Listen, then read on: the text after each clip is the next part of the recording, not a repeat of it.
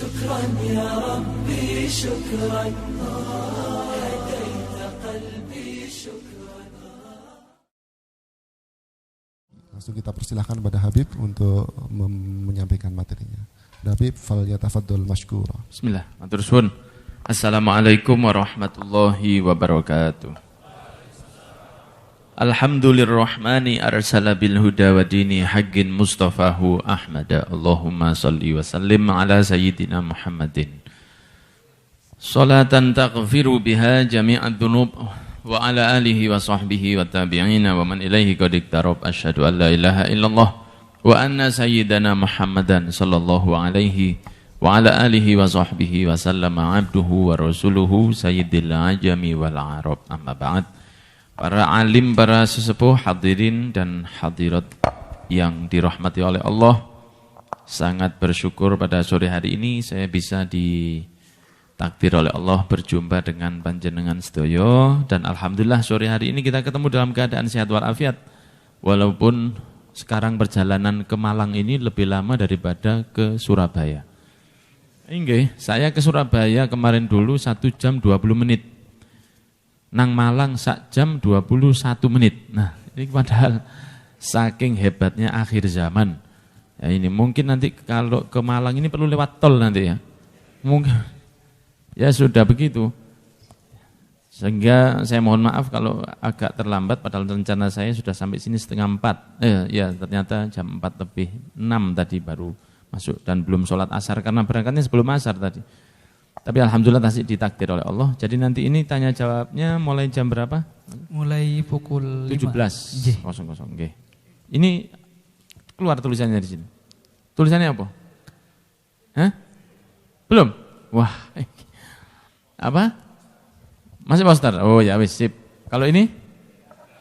Sudah, oke. Pada sore hari ini kita membahas tentang topik ada apa setelah hijrah. Hijrah ini kadang-kadang ada yang bulet ya. Bulet itu apa? Ada orang yang tidak senang, hijrah itu. Mestinya bukan kata-kata hijrah, tobat mestinya. Kakean dawa ini ya. Mau hijrah, mau tobat, yang penting mendekatkan kepada diri kepada Allah, semuanya itu baik. Ada yang membahas, mestinya jangan kata-kata hijrah. Ya mubalik juga, mestinya itu pakai taubat, hijrah itu. Nah, sekarang trendingnya topiknya lagi hijrah aja. Tapi apa setelah hijrah? Nah itu yang lebih menarik dibahas daripada hijrahnya itu sendiri. Hijrah itu baik sekali, apalagi ini banyak laki-laki, insya Allah lebih banyak nyambung lah. Ini perempuan juga ada kan tadi di atas. Ini subhanallah ya kehebatan mereka. Mereka bisa lihat saya dan saya tidak bisa lihat mereka. Mas-mas yang di luar juga begitu. Semua lihat TV, padahal saya lihat jenengan sekarang ini. Semoga jelas ya. Oke. Hijrah itu dari kata-kata hajaro.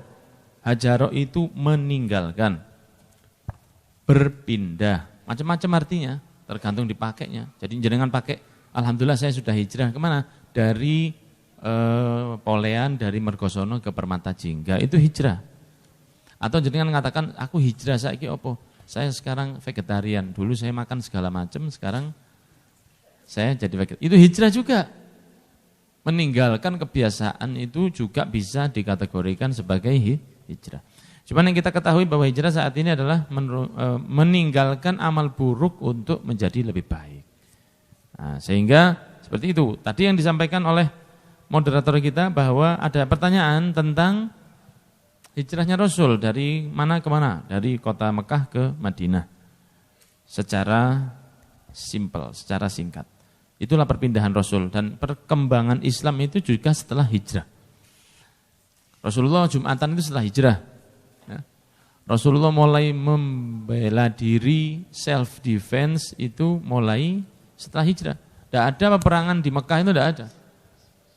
13 tahun Rasulullah berdakwah, 3 tahun Rasulullah awalnya secara sembunyi-sembunyi, umur 40 tahun Rasulullah jadi nabi, 43 Rasulullah baru jadi dakwahnya secara terang-terangan.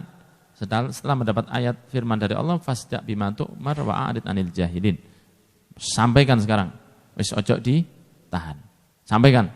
Rasul mulai 43 dakwahnya terang-terangan di depan orang, memanggil Abu Jahal dan Abu Lahab dan Orang Mekah yang lain sampai di satu tempat, kemudian Rasulullah mengatakan, kalau saya katakan bahwa di belakang gunung ini, kata Rasul, ada pasukan yang akan nyerang kita, kira-kira kalian percaya enggak sama saya? Apakah jawab mereka? Ma wajadna kadziban qad. Enggak pernah kita dapati kamu dalam keadaan berbohong sekalipun. Gore gak tahu belas Rasulullah. 43 tahun untuk mengenal Nabi. Ya? Maka Nabi Rasul mengatakan, gini, wahai orang Mekah, saya adalah utusan Allah yang terakhir. Allah itu adalah Tuhan kita. Allah itu Maha Esa. Dan salah kalian kalau menyembah kepada berhala. Karena mereka tidak bisa memberi kemanfaatan dan tidak bisa memberi kemudorotan. Ngamuk orang-orang ini, bahkan diantaranya Abu Lahab memegang bajunya Rasul. Karena Abu Lahab itu tingginya hampir 2 meter. Wadah dukur, megang bajunya Rasul, ditarik bajunya Rasul sampai memerah leher atau tengkuknya Rasul ini memerah. Ditarik sama Abu Lahab sambil mengatakan, tabban laka ya Muhammad. Celaka kau wahai Muhammad. Alihada jama'tana, untuk ini kamu kumpulkan kita. Turun tabbat yada Abi Lahabim wa tab. Yang celaka itu Abu Lahab. Macam-macam sama Rasul langsung dibelani sama Allah. Orang didakwai sama Rasul, saya ini Rasul, utusan Allah. Lasta mursalan, bukan Rasul kamu. Turun, Yasin wal Qur'anil Hakim, innaka laminal mursalin. Orang gak enak sama Rasul yang gak terima Allah. Orang membuat Rasul marah, yang gak terima itu Allah. Walaupun Allah sudah maafkan, walaupun Rasul sudah maafkan, Allah tidak maafkan. Makanya hati-hati sama Nabi Muhammad SAW. Jangan main-main. Baik sama Nabi, Allah langsung baik sama kita. Garai Nabi, walaupun Nabi pemaaf, Allah sih enggak terima. Siapa contohnya? Abdullah bin Ubay, seorang munafik, memfitnah istri Rasul zina, Siti Aisyah dibilang pezina, Rasulullah digarai macam-macam. Ketika meninggal, Rasulullah datang ke makamnya, mau disolati sama Rasul, dilarang sama Allah, jangan. Ojo kon sepuro, percuma, gak tak sepuro. Loh, Rasulullah sudah memaafkan. Tapi Allah saking cintanya sama Nabi Muhammad, gak tak sepuro wongi. Itu diantara cintanya Allah kepada Rasul. Kalau ada yang garai Nabi, sing gak terima itu Gusti Allah. Maka bayangkan bagaimana kalau orang baik ke Nabi, sing bakal bales itu pasti Gusti Allah. Orang garai Nabi yang gak terima Allah. Dan insya Allah kita termasuk orang-orang yang pecinta dan penolong Nabi Muhammad SAW. Anda akan panen dunia akhirat dalam kebaikan insya Allah. Amin ya Rabbal. Kemudian hijrah Rasulullah. Dari mana? Dari Mekah ke Madinah. Dalam perjalanan yang sangat parah. Ini Rasulullah sempat istirahat di Jabal Thur 450 meter DPL. Bukan GPL ya. Kalau GPL gak pakai lama. Kalau DPL dari permukaan laut. Di atas ya, dari atas permukaan laut. Terima kasih Pak Ustadz. Ya, di atas permukaan laut. Laut mana? Ya laut Mekah lah. Kalau lautnya ngeliep, enggak sama. Ini DPL Mekah, 450 meter. Bayangkan Rasulullah waktu naik ini, itu Rasul naiknya setengah climbing. Ada pecinta alam di sini? Pasti ada lah saya rasa. Mahasiswa pecinta alam, Impala, Ikatan Mahasiswa Pecinta Alam. Biasanya itu ada itu, Mapala, Impala, macam-macam pecinta alam itu. Tadi senengnya belakra terus ya. Tadi mencintai alam, bagus saja. Itu satu hal untuk menjauhkan diri dari hal-hal yang enggak baik. Lebih baik daripada menang tapi gendaan, ya lebih baik gendaan dengan lebih baik gendaan dengan alam, ya ke gunung, ke mana. Baik, selama tidak pecinta alam, munggah gunungnya dengan perempuan, itu lebih bahaya lagi. Jadi Rasulullah naiknya itu climbing, bukan naik biasa karena saat itu tidak ada tangga. Tidak ada anda, apa anda itu? Ondo. Ya, tidak ada ondo. Jadi Rasulullah naiknya itu climbing. Begini naiknya, perjuangan itu. Belani siapa? Belani kita. Ya, kita sekarang misalnya sholat Jumatan itu harus naik gunung dulu. Gak kira ini budal saya rasa. Sekarang masjidnya AC. Masjid itu harus AC. Harus AC masjid itu.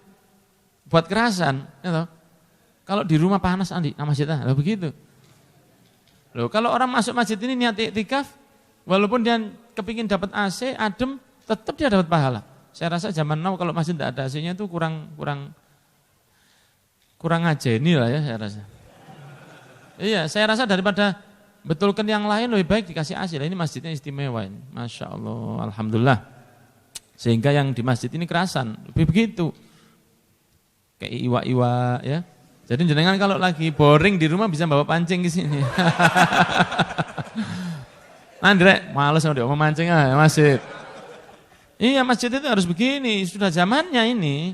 Sudah zamannya begitu. Masjid kok gaul. Loh, masjid harus begini, orangnya sudah begini sekarang.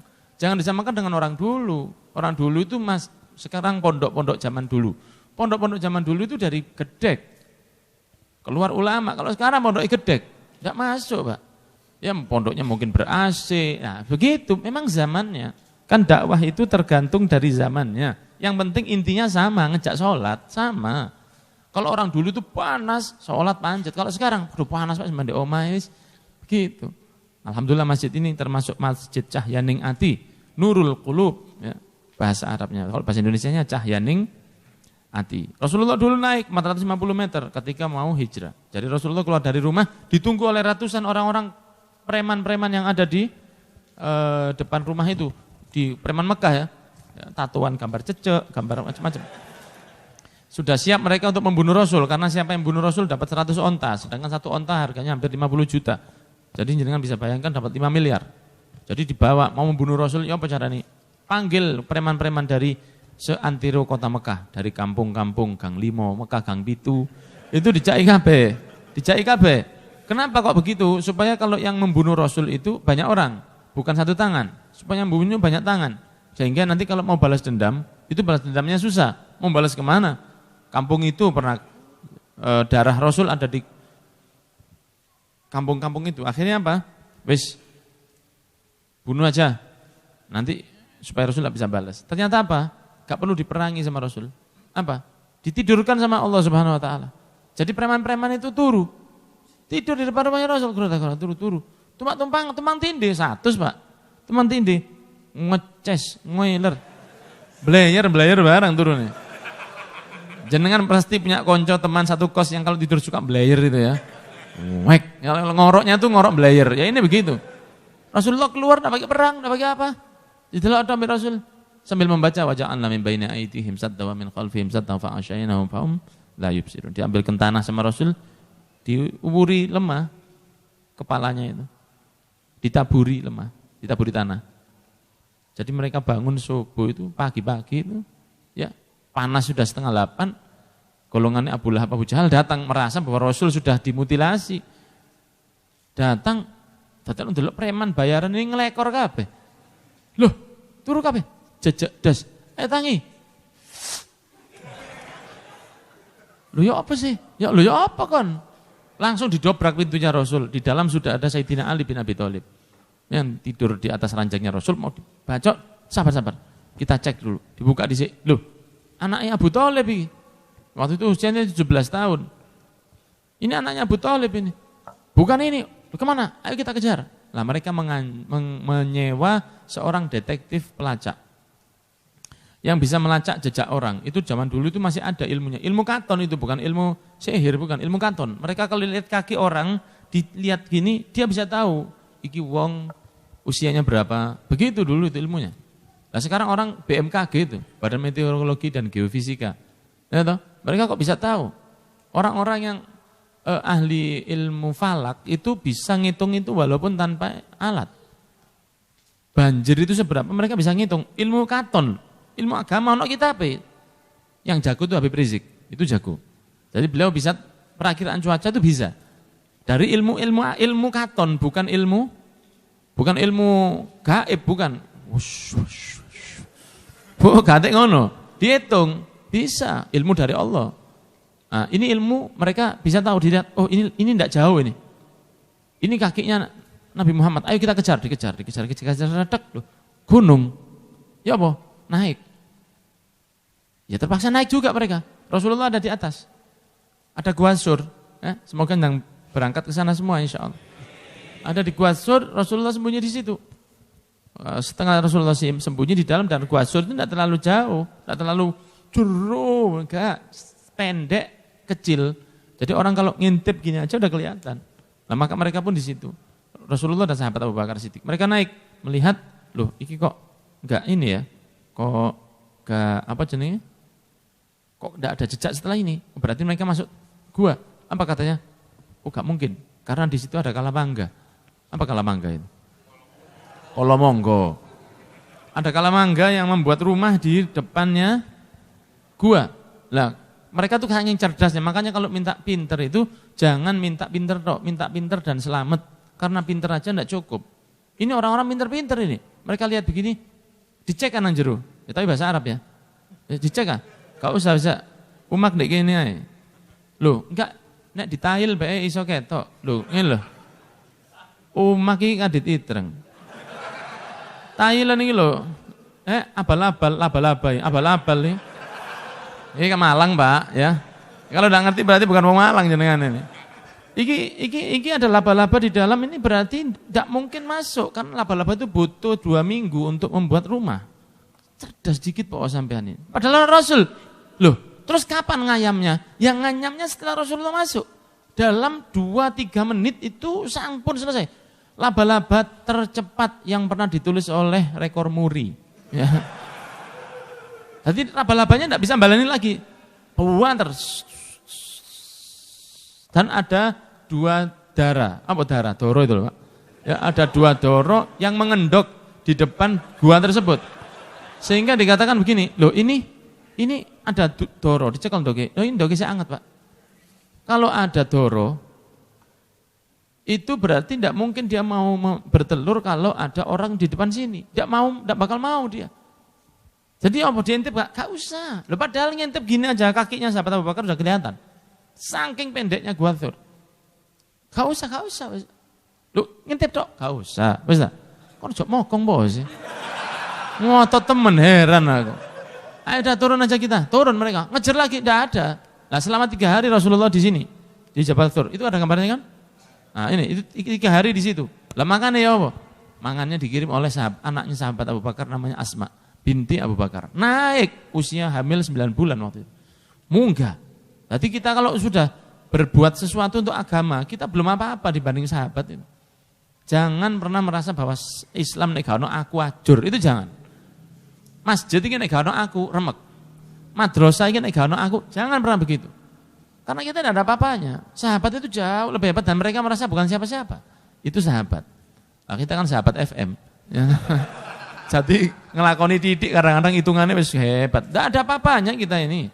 Ini Asma binti Abu Bakar umur 9 bulan, hamil 9 bulan, naik. Climbing, munggah. Tidak pakai tali loh. Sampai atas bawa nasi. Oh, tidak tahu ya, makanan apa tidak tahu saya.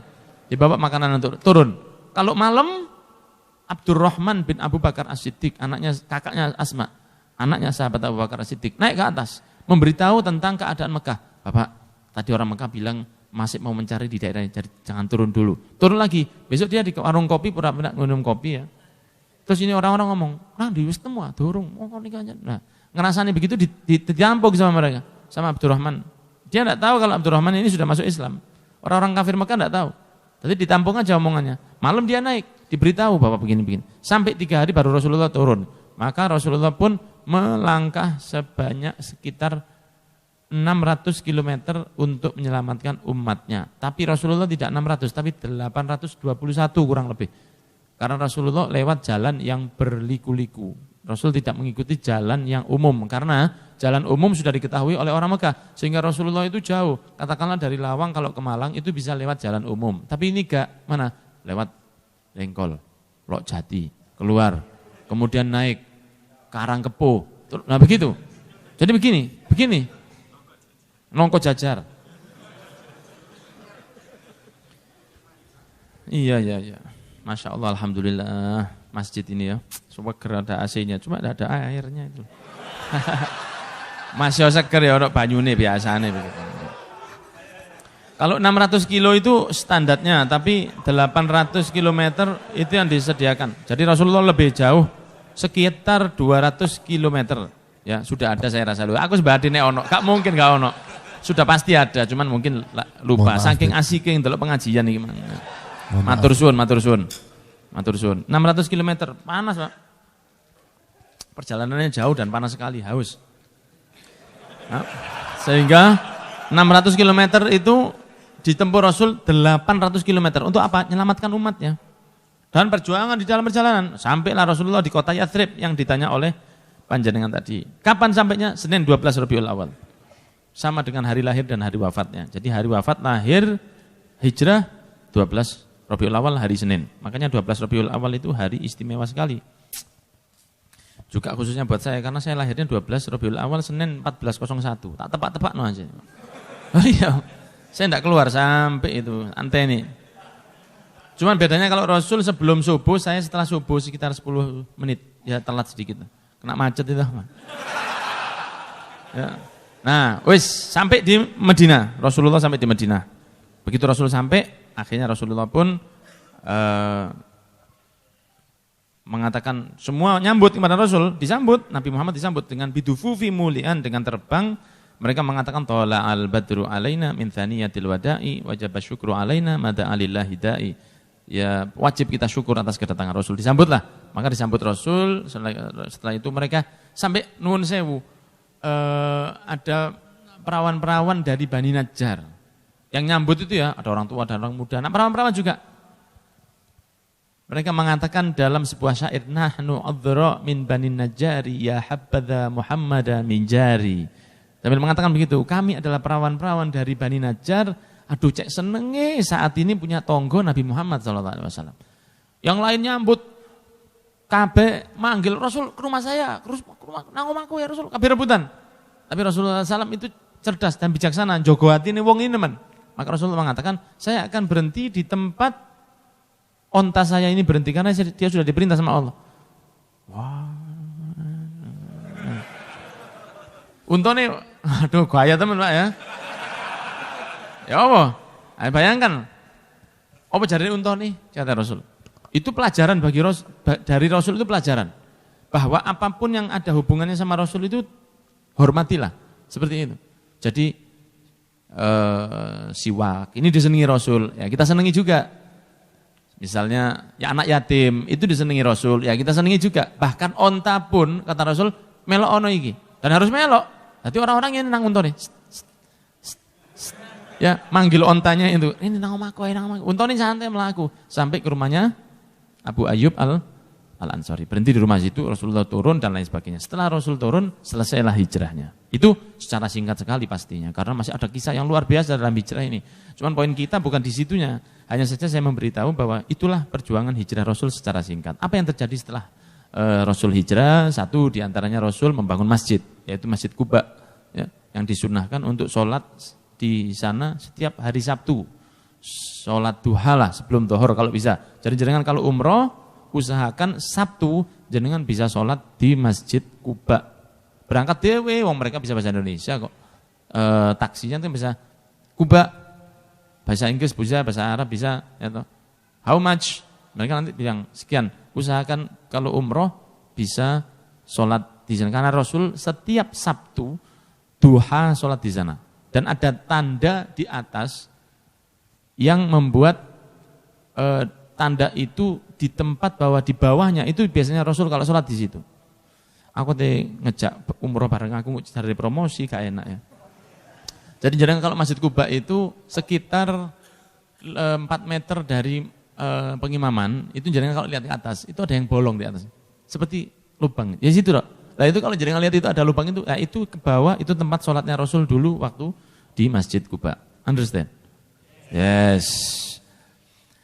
Bangun masjid. Itu setelah hijrah. Mempersaudarakan antara muhajirin dan ansor. Ansor dulu ya. Mempersaudarakan dengan muhajirin dan ansor yang lama dulu. Itu disaudarakan. Orang muhajirin dari Mekah, orang ansor dari Madinah. Disaudarakan. Ayo, sahabat Ja'far bin Abi Thalib saya saudarakan dengan sahabat Mu'ad bin Jabal. Dadi dulur wis. Fulan dengan fulan dadi dulur. Maka mereka pun saling menolong. Dan Rasulullah memikirkan saat itu ekonomi masyarakat. Ayo tolong-tulungan ya arek muhajirin, wong-wong ansor ditolong ya, nggih. Maka mereka pun apa diantaranya berbagi rumah dan tempat kerja. Jadi, Mas punya rumah? Aduh, enggak saya bawa kemana. Wah, oke lah. Kalau gitu Gini, saya punya rumah 2 di blok C sama blok D misalnya. Blok C buat sampean lah, sak perabotane, TV, kulkas, Magicom, semua lah isinya sampean pakai. Sahabat zaman dulu begitu. Oke lah, sak isi nih. Kalau enggak punya rumah 2, punya rumah tingkat, karena tingkat itu biasa zaman dulu, enggak pakai cor seperti sekarang. Mereka pakai tanah saja dan kayu, cukup. Bahkan sampai sekarang ada di kota Shibam di Yaman itu tingkat 8 pertama sebelum kurang lebih 800 tahun yang lalu. Sudah tingkat 8. Biasa, jenengan mungkin enggak masuk akal loh, kok iso? Ya memang bisa. Tanah dan kayu, enggak pakai cor, enggak pakai besi, enggak pakai semen. Apalagi koral, enggak pakai. Ya itu cuma pakai tanah dan kayu saja. Mereka pun berbagi, oke rumah saya yang bawah buat saya, yang atas buat kamu. Itu begitu mereka dulu. Punya kerjaan, enggak punya saya. Oke, saya punya bedak 2. Tahu bedak? Berjula 1 itu bedak berjula 1. Saya punya bedak di sana dan bedak di sini. Saya punya laptop, bedak laptop dan bedak HP. Wis HP sak isine, sak susuke. Pakein, gawin sak isine. Mungkin pun matur suwun. Kecuali sahabat Abdurrahman bin Auf, dia enggak mau. Ayo Pak, tak bagi-bagi. Oh enggak mau saya. Saya tuduhono pasar, tuduhono tok ae. Memang ahli bisnis ya. Jadi pintar melihat peluang bisnis itu. Sehingga dia bekerja dan tetap jadi yang terkaya akhirnya. Memang wis tangannya adem, cepat dapat kerja. Bahkan bagi-bagi bojo, Pak. Bagi-bagi istri dulu. Gini, saya punya istri 2. Ayo tak cerai 1, tak kasih sampean. Saking ya apa? Berbaginya. Mereka itu nemen. Makanya di dalam Al-Qur'an dikatakan wa yu'thiruna 'ala anfusihim walau kana bihim khasasah. Berkorban bagi temannya walaupun dia dalam keadaan yang repot. Susah tetap berbagi. Itu sahabat dulu. Jadi istrinya itu bahkan ada yang dicerai. Kalau punya istri lebih ya, istri 2, istri 3, dicerai. Ditunggu idahnya dulu. Idah selesai, sampai nikah. Nah, sehingga orang-orang ini berangkat dari Mekah, berangkat untuk Rasul, tapi oleh oma, oleh bedak, oleh bojo. Nah, itu enaknya kalau ikut Rasul dan Allah. Dunia bakal katut, seperti itu ya. Nah, kalau dulu itu berbagi istri, kalau sekarang enggak, kadang-kadang konco nyeleding bojo, Pak. Itu dulu. Nah, sehingga itulah Rasul sallallahu alaihi wasallam. Sehingga perlu kita camkan bagaimana bahwa Rasul itu tidak bertahan dalam kisah hijrahnya tadi. Jadi Rasul itu setelah hijrah enggak cuman terus bendino cerita hijrahnya. Dulu saya waktu hijrah itu jalan di padang pasir. Enggak di situ. Rasulullah enggak stuck di situ. Tapi setelah merdeka sampai wis mari hijrahnya sudah. Sekarang setelah hijrah ini apa gitu. Ayo ekonomi digenakno. Digenakno ekonominya. Ayo iki kayak wangono, iki wangono, iki wangono, iki bantuan. Ya itu sebetulnya bisa dilakukan saat ini, itu bisa sebetulnya. Bayangkan kalau sekarang wong sugih muslim iki akeh lho, Pak. Ya ini di Permata Jingga gak mungkin gak sugih sudah. Gak mungkin gini, ya mungkin kalau gini. Ya wis ketepaan ae wis. Omah ndek gini mumpung murah, berapa? 25 juta. Omah apa hari 25 juta ini? Di pelosok aja enggak ada. Apa bikin rumah di sini? Ya ini di sini orang ayak-ayak kabeh. Ya, ayak kabeh yang di sini. Saya rasanya begitu. Nah, misalnya begini, satu orang membiayai satu keluarga yang lain. Misalnya, tapi ya ini hanya perandai-andaian saja. Satu rumah yang ada di Permata Jingga ini membiayai satu rumah yang ada di daerah Sumber Manjing Etan yang miskin. Ini nemen isone karena arti ini 3 juta buat jenengan ngeluarkan ya orang-orang asli sini ya, orang-orang yang ada di Permata Jingga sini 3 juta buat kehidupan orang lain, nemen isone gampang ketip tok ini betul pisan. Ada artinya, misalnya dipakai zaman dulu seperti Rasul dipakai seperti itu sangat bisa. Karena 3 juta mungkin bagi jenengan yo wis tidak terlalu banyak lah ya bagi orang-orang yang cukup. Tapi 3 juta bagi orang-orang yang di Sumber Manjing Etan sana, yang diserang misionaris, bisa jadi itu untuk pindah agama bagi mereka. 3 juta bagi mereka, siap pindah agama. Kan gelem tuh, siap. Lu kan gak Islamane, gak apa-apa wis, kurang lebih. Lah aku Islam mulai biyen sembahyang gak mangan, Pak. Ya wis pindah agama, sing penting wetengku gak luwe, dandangku gak goling. Bisa pindah agama, kadal fakru ayakuna kufra. Bisa-bisa kefakiran itu membuat seseorang menjadi kufur. Dulu begitu, kamu iki jatamu, jogon. Kamu, nah karena orang-orang Mekah enggak bawa apa-apa. Dan akhirnya mereka hidup semua. Nah, sehingga setelah Rasul begitu, ekonomi dibenarkan, masjid dibangun, saudara dipersaudarakan, dan banyak lagi. strategi-strategi itu banyak, Jumatan dilakoni. Jadi setelah pindah, setelah hijrah, baik. Gak mati urip cerita hijrah itu. Aku ingin hijrah. Tahun ngarep, aku waduh hijrah kon untone waktu itu gak kon. Aku waktu hijrah aku ono skorpion.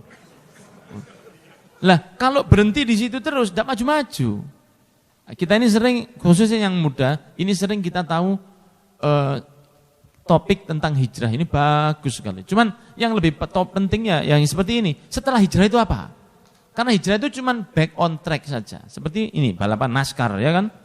Ini belum ada di Indonesia ya kan? Ada di situ kan? NASCAR itu harus on track terus dia. Kalau dia tidak on track, dia off the track, ya, sudah bakal karu-karuan. Nah orang hijrah itu adalah dia bertahan di track yang benar. Kembali ke track, kembali. Grand Prix sepeda motor 500 cc, ya, golongannya NMAX, ya, Beat, Valentino Rossi itu sepedanya. Kalau mereka ketika kerasnya itu kan beloknya 300 km per jam. Jadi sampai hampir tibong ini karena sikutnya buat tahanan, kakinya buat tahanan, kan gitu. Jadi nggak pernah lihat ya sih? Oh pernah Beb di velodrome. Loh ya begitu velodrome ini bukan kelasnya velodrome. Di standarnya dinaikkan sedikit. Valentino Rossi dan teman-temannya. Rossi itu kan anak Jodipan sih ini dulu. Bapaknya pindah terus akhirnya dia pintar sepedaan. Bayangkan ketika jenengan lihat balapan-balapan sepeda itu. Beloknya 300 km per jam. Dengan susah setengah mati. Setirnya kan enggak seperti setir sekarang. Nah itu mereka kalau sudah off the track sedikit aja, mereka harus balik. Lah kalau mereka sudah keluar, itu mereka kembali, lah itu namanya hijrahnya itu. Lah nek dhek mari balik terus meneng, delok ngerasakno ya apa kembalinya dia tadi. Weh, bataku emang rek. Ya kalah dia sama yang lain. Kenapa dia kembali? Supaya dia bisa kenceng lagi di track yang sudah disiapkan oleh yang menyelenggarakan Grand Prix tersebut. Maka perlu kita tanyakan ada apa setelah hijrah? Ada apa? Nah kalau kita ini setelah hijrah, katakanlah hijrah. Macam-macam sekarang kan ada artis hijrah. Ya toh? Ada artis hijrah, bagus itu.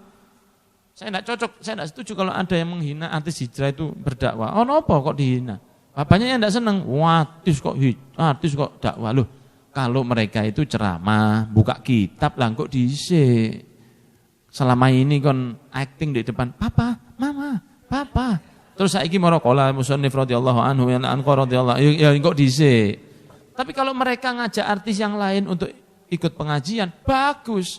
Siapa? Mana ustadz yang bisa ngejak artis gampang? Tidak gampang, Pak.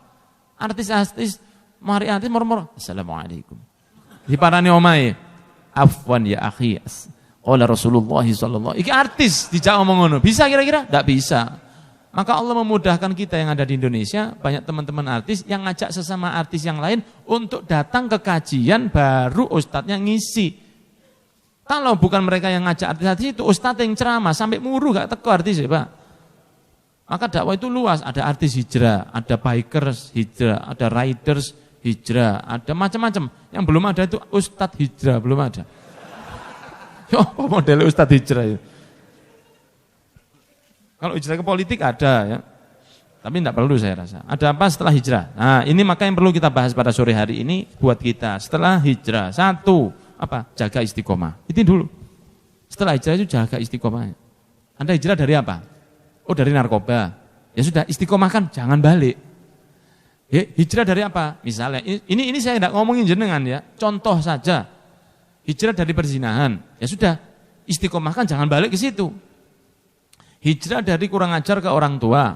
Ya sudah istiqomahkan, jangan balik ke sana dulu. Itu pertama.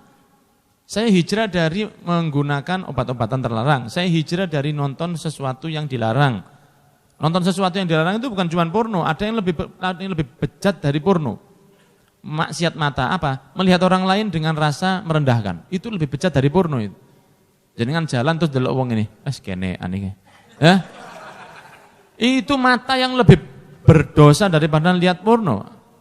Karena sombong itu paling dimusuhi oleh Allah Subhanahu wa ta'ala. Anda melihat seseorang kemudian merasa bahwa Anda lebih baik, itu lebih dosa daripada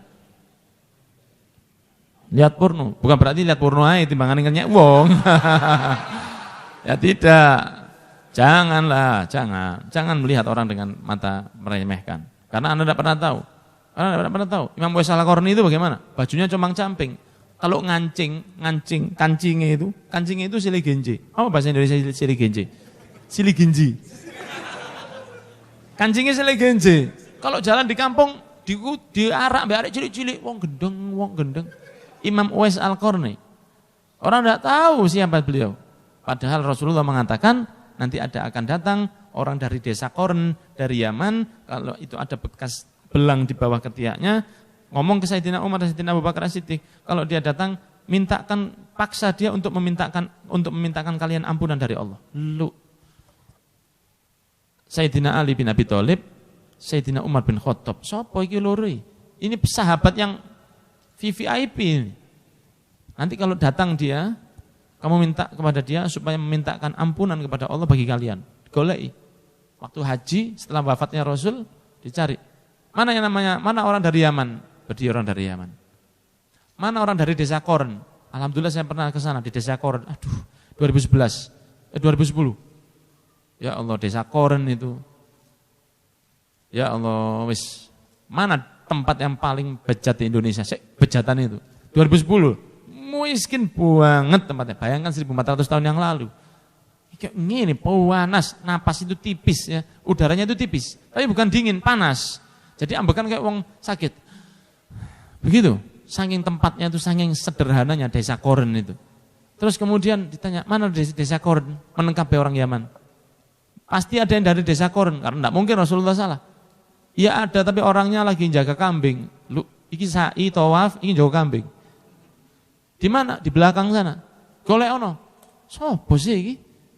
Saya Umar bin Khattab dan Ali bin Abi Thalib. Lu. Golek bingung. Ada Uwais jaga kambing karena orang haji dulu bawa kambing banyak. Kalau sekarang kan bisa beli masakan-masakan bakso Indonesia, macam-macam. Kalau dulu enggak. Orang haji itu bawa kambing puluhan. Dipotong sehari, dipotong besok. Terus setiap hari dipotong. Kenapa? Untuk makannya orang-orang itu. Lah sing angon itu Imam Uwais Al-Qarni. Rombongannya tidak tahu kalau dia istimewa. Nah seperti itu, makanya tidak boleh lihat orang dari bajunya. Jangan lihat baju saya kancingnya yang paling atas pedot ini. Jangan meremehkan. Oh ini rupanya Imam Uwais Al-Qarni, Imam Uwais Al-Qarni pedot ini kancingnya pedot gitu saja, jahitannya kurang bagus. Yang satunya jaga istiqomah, jangan kembali. Kalau sudah hijrah itu jangan kembali. Yang kedua, tambah ilmu agama. Nah, ini jenengan tepat ini. Insya Allah kita semua ini perlu ilmu agama. Semua. Imam Syafi'i itu mengatakan semakin saya tambah ilmu, semakin tahu saya bahwa selama ini saya bodoh. Semakin saya tambah, berarti sebelumnya saya tidak tahu. Imam Syafi'i mengatakan seperti itu. Jadi walaupun sudah mengajar pun masih terus harus mencari ilmu. Utlubul ilma minal mahdi ilal lahdi. Carilah ilmu dari kamu digendong sama ibu sampai kamu masuk ke dalam kubur. Tambah ilmu agama, enggak ada yang lebih baik dari ini.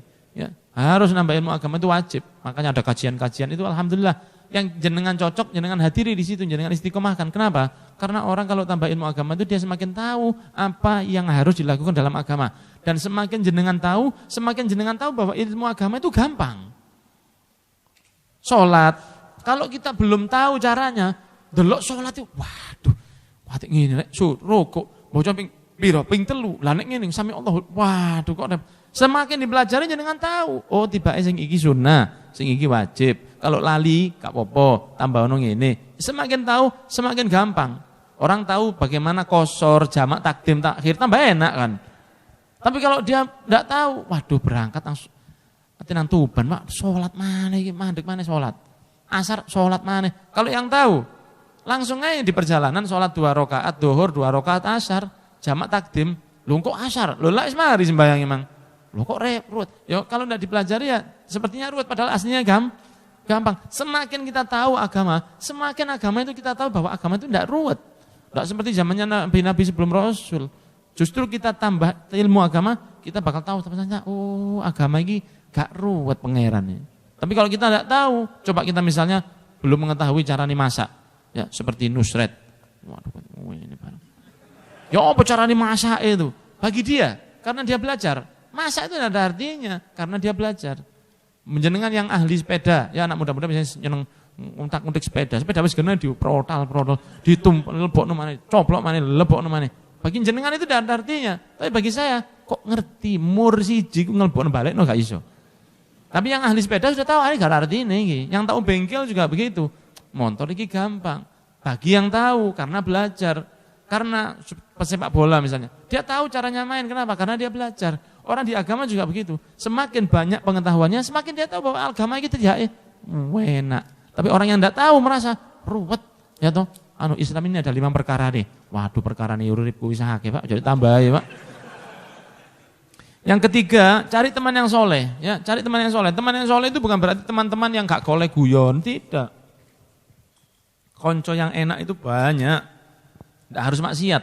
Konco yang fun, konco yang asik, itu bukan berarti konco sing ngombe, konco sing togel, konco yang di diskotik. Karena diskotik berarti kita tidak gaul, tidak begitu.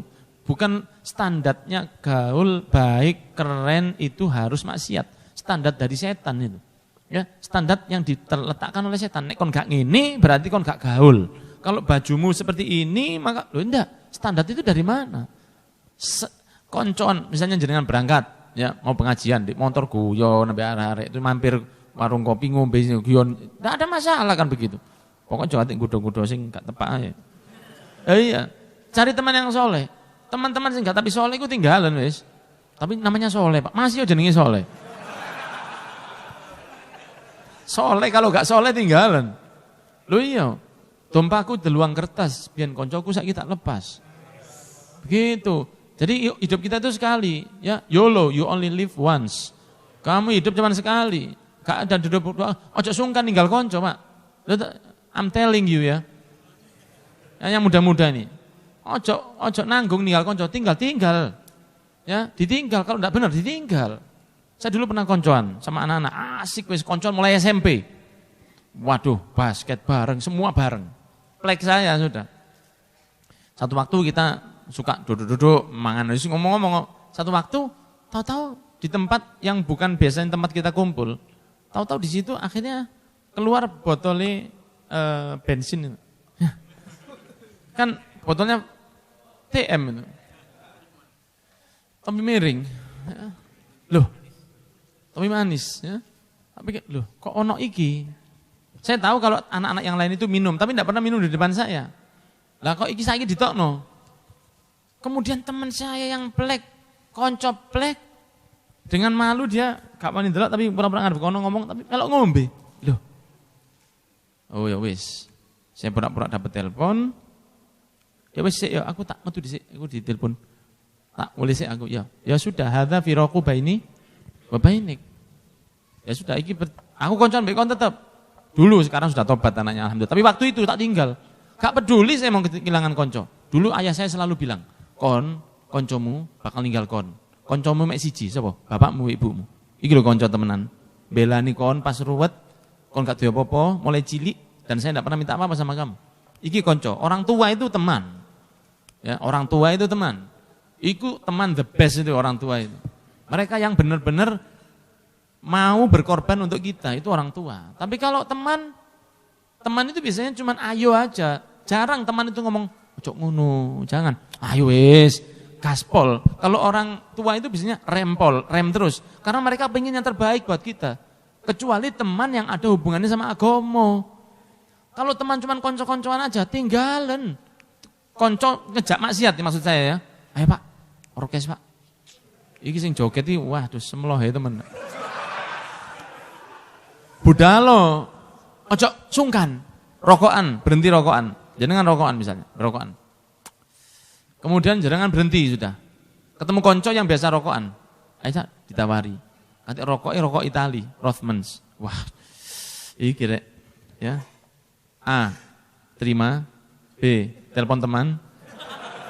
C, 50-50, ya bingung, apa? Sepurane wis. Gak usah begini, ya wis si J, kayak penghormatan. Ini penghormatan model apa ini? Nah, ini yang seperti ini bukan penghormatan, ini pemaksaan. Jenengan suka pecel, misalnya ya. Saya lihat dari raut wajah ini pecel ini, sama berarti. Jenengan suka pecel, saya suka bakso misalnya. Jenengan datang ke rumah saya, untuk menghormati jenengan, saya belikan pecel. Itu penghormatan namanya. Kalau saya paksa jenengan makan bakso, itu pemaksaan bukan penghormatan. Wong jenengan tidak suka bakso, kok tak paksa mangan bakso itu loh. Sehingga begitu ya, jangan koncoan sing golongan dargombes itu jangan itu. Yang keempat, tambah pun di amal yang jenengan kuat apa? Oh, aku kuat tahajud. Jangan maksa dulu. Ya, bagi yang baru hijrah. Jangan apa yang bisa? Aku istiqomah duha dhisik. Step by step, ya, step by step. Kemudian adakan bakti sosial agama untuk mendekat diri kepada Allah. Apa? Oh, aku tak melok bersih di masjid. Walaupun sekali-sekali. Oh, itu cepat untuk bantu diri kita semakin dibantu oleh Allah Subhanahu wa taala. Dan yang kelima, ini yang paling penting, jaga sholat 5 waktunya supaya tidak kembali ke masa lalu yang buruk, karena Allah sudah berfirman, inna sholata tanha anil fahsya'i wal munkar. Sehingga bagi yang baru hijrah, setelah hijrah itu jangan stuck atau tertutup di hijrahnya saja, akan tetapi pikirkan apa setelah itu, seperti Rasul mempersaudarakan, membangun masjid, memikirkan ekonomi dan lain sebagainya. Maka kita juga memikirkan apa setelah hijrah ini yang akan kita lakukan, karena usia, umur tidak ada yang tahu, bisa jadi nanti malam kita sudah kembali ke rumah. Bisa jadi nanti malam kita kembali ke Allah Subhanahu wa taala. Tidak pernah tahu. Semoga yang saya sampaikan ada manfaatnya, dan saya serahkan kembali ke moderator. Kalau ada yang salah saya mohon maaf yang sebesar-besarnya. Masya Allah ya, penjelasan yang luar biasa ya teman-teman sekalian ya. Ini ngomong-ngomong jelas ya? Jelas ya? Jelas apa belas ini? Jelas apa belas? Oh, jelas, Masya Jelas, Allah. Alhamdulillah Mas ya. Alhamdulillah. Ini Ustaz, mungkin dibuka pertanyaan dulu yang live, yang ada di sini. Kita buka untuk 2 orang penanya. Insya Allah, oh ini. Tadi sudah dibilangin nggak Ustaz? Dalamnya ini apa aja, door prize-nya ini? Oh, saya lupa. Oh, belum, iya. Habib, bismillahirrahmanirrahim. Ini door prize-nya spesial sekali, mumpung ada beliaunya.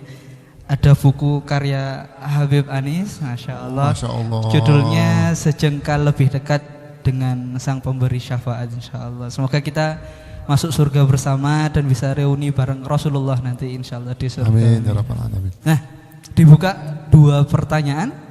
Tafadhol untuk yang mau bertanya. Baik, pertanyaan pertama dari masnya yang Masnya yang hitam. belakang. Kemudian yang kedua dari sebelah. Ya. Anjih. 2 pertanyaan dulu. Mohon maaf tadi yang tangan duluan. Anjih. Monggo. Mohon bantuan pada panitia untuk Ada menyiapkan mikrofon. Mas itu. Assalamualaikum warahmatullahi wabarakatuh. Waalaikumsalam warahmatullahi wabarakatuh. Saya mau bertanya, Beb. Misalkan saya ini dulu ahli maksiat, sukanya gendaan. Terus setelah itu saya mau tobat. Masya Allah. Akan tetapi setelah tobat, masyarakat masih menganggap saya sebagai orang yang pezina, suka gendaan. Itu gimana cara memperbaiki image di masyarakat? Terima kasih. Ditabung dulu atau? Oke. Oh, sekalian monggo. aja Bib ya. Satu lagi, 2 sekalian. aja. Bib. Satu lagi, pertanyaan kedua kita sambung. Assalamualaikum warahmatullahi wabarakatuh. Waalaikumsalam warahmatullahi wabarakatuh. Mohon izin bertanya, Bib. Tadi kan dijelaskan ketika kita berhijrah harus mencari teman yang soleh, teman yang baik. Nah, itu saya punya teman di SMA dulu sering mengajak saya itu ikut kajian. Nah, terus teman-teman di SMA saya ini kebiasaan walaupun sering ikut kajian, tapi kebiasaan yang lamanya itu kadang suka ghibah teman-teman gitu masih tetap ada. Nah, kadang ya saya walaupun sering ikut kajian ya kadang suka ikut nimpali, ikut ghibah gitu. Nah, kalau teman-teman kayak gini tuh harus saya tinggalkan apa tetap saya bertahan gitu, Bib. Tapi mereka suka ngajak saya ikut kajian. Terima kasih. Wassalamualaikum warahmatullahi wabarakatuh. Waalaikumsalam warahmatullahi wabarakatuh. Ngapunten bisa di Jangan diberikan dulu. Oh, jangan diberikan jangan diberikan dulu. Kata Habib jangan diberikan Enak, dulu. Mas. narar. Jadi yang bertanya nanti kasih pertanyaan lagi ya Bib. Iya. Oh iya. Monggo, Kirain monggo. begitu. Kalau mau diberikan monggo, Oh, mau iya, diberikan iya, monggo, iya, monggo, iya. monggo. Ngapunten. Ya. Baik, kesempatan Bisa berikutnya nanti diarahkan Habib ke yang belakang. memberikan pertanyaan ganti yang Boleh, jawab, boleh, nanti boleh. dia. Satu. Nah. Boleh. Ngapunten untuk Mas yang di Yang belakang. ya monggo di. Alhamdulillah. Hati-hati di tengah jalan itu bisa kurang kok. Nanti berkurang isinya. Bisa berkurang di sini. Cepet arek-arek ini cepet. Terampil. Alhamdulillah. Yang pertama tadi masalah suka gendaan ya. Ini hati-hati mbak-mbaknya yang di atas ya. Arek iki senang gendaan loh ya. Kalau Kalau orang seperti itu, ya Anda sudah kembali kepada Allah Subhanahu wa taala. Ya. Kalau sampai orang masih ngecap seperti itu, manusia ini tidak ada yang pernah akan baik ke kita. Kalau Anda bisa bertahan, ya disabari aja. Kalau Anda bisa bertahan, Anda mungkin bisa pindah. Tapi kalau menurut saya, ya bertahan aja di sana. Contohnya, di kampung saya tetap adalah seorang yang namanya Mamat. Nah, orang manggil saya Mamat, Mat, ya tetap aja, konco bal-balan nih, arek-arek itu di kampung saya. Kenapa? Karena dari kecil saya bal-balan sama mereka. Maksudnya ini, Ustaz, enggak ada, jarang yang begitu. Mau merubah itu enggak mungkin. Yang penting Allah sudah menerima panjenengan. Karena manusia itu tidak akan menyelamatkan jenengan dari neraka atau bisa masukkan mereka ke surga. Kalau mau menanti pujian, maksudnya menanti bagaimana mereka akan baik ke kita, wangil. Yang penting jenengan sudah baik, itu sudah baik. Contohnya begini, Luqman Al-Hakim, ya, radhiyallahu anhu, pernah berjalan dengan anaknya naik kuda. Enak, kontak ajari ilmu nak. Saya bawa kuda, saya bawa keledai. Keledai kecil, kamu naik, saya jalan. Lewat di satu kampung, orang kampung itu bilang, ya apa sih, arek iki kurang ajar temen. Mosok bapak wis tuwa dikongkon mlaku, anake numpak keledai. Nak, mestine kon muduna, nak. Bapakmu sini ndukur. Krungu? Sudah. Ayo sekarang ganti anak, kita ikuti omongan mereka. Lewat di kampung berikutnya. Anak isi mlaku, bapak isi numpak. Katanya orang kampung berikutnya, iki anak bapak gak ruduga belas. Arek cilik seaken rek, lak wis tuwuk numpak bapake. Bu bapake yang jalan, anaknya yang naik himar. Pak, bu anak numpak seaken Pak. Oh nggih, mudhun. Wis kon, krungu kon. Ya. Sekarang kita dua-dua sama-sama ndak naik himar. Ayo mlaku ae wong loro. Lewat di kampung berikutnya, lho wong loro iki. Gak pinter belas. Panas-panas mbok numpak himar. Pak, tumpak ono, Pak. Wis krungu kon. Ayo saiki ditumpaki wong loro. Di kampung berikutnya, gak ono wong dolim kayak ngene. Himar siji ditumpaki wong loro. Loh, sudah anake didudukno, krungu kon. Aku numpak, kon mlaku, jarine aku salah, gak sayang nang awakmu. Kamu naik, saya jalan, katanya anak yang kurang ajar. Kita sama-sama berjalan, katanya kok gak pinter, ada kendaraan ndak dinaiki. Dua-dua kita naik, katanya dolim ke binatang. Ya itulah manusia. Kamu baik, salah. Kamu jelek, salah. Kon tobat, salah. Karena cara memandangnya kurang baik. Jadi yang hal seperti itu memang ya dilakoni saja. Kalau saya rasa kalau sampai pindah rumah, saya rasa itu terlalu terlalu berat. Tapi bisa itu alternatif itu. Oh aku duwe omah ndek mbah, aku tak kumpul ndek mbah kowe. Kalau orang kampung setiap jalan, hei gedaan kon. Ya kalau gitu. Ya, tidak kuat lah saya rasa ya. Tapi kalau misalnya yang penting jenengan sudah baik, gitu loh. Ya, yang penting jenengan sudah baik. Kalau omongan orang itu dituruti, tidak ada yang baik. Nabi Muhammad aja dipisui. Imam Syafi'i aja ngomong. Imam Ahmad bin Hambal dimasukkan penjara, dicambui gegeri. Imam Ahmad bin Hambal maksiat apa? Sampai waktu sudah sembuh, saking hancurnya punggungnya ini sudah selesai beliau keluar. Kadang-kadang diem-diem gini dagingnya itu merotol. Gerak dikit ini merotol. Saking hancurnya punggungnya. Nah, kalau jenengan masih diomongi gitu aja, saya rasa masih aman lah ya. Saya masih aman. Insya Allah sudah baik. Insya Allah. Dan mohon maaf kalau tanya, jangan disebut maksiatnya. Ya, jangan disebut maksiatnya. Ada teman gitu aja. Ada satu orang gitu aja. Yang berikut tadi apa? Diajak ghibah. Diajak ghibah. Kalau temannya tadi ngajak pengajian, ikuti aja nggak apa-apa. Kalau dia cuma kurangnya dari satu hal itu yang dibenarkan. Kalau diajak ghibah, Mas, kakak saya punya cara yang bagus untuk nolak itu. Kalau diajak ghibah, kakak saya bilang gini, aduh, sepurane ya, wetengku iki wis batang tok. Ya, orang rasanya itu kan seperti makan batang koncone kan. Iki wetengku iki batang tok mulai biyen wisan, ojo ditambahi batangi. Itu kayak guyon tapi nyentil juga. Jangan ditambahi. Karena tanya atau mendengar itu sama. Itu gak enak ghibah. Apalagi pakai begini, konroa wingi anu iku. Ngene, mosok itu Itu berbahaya. Iso bener kan lu kon gak percaya kon.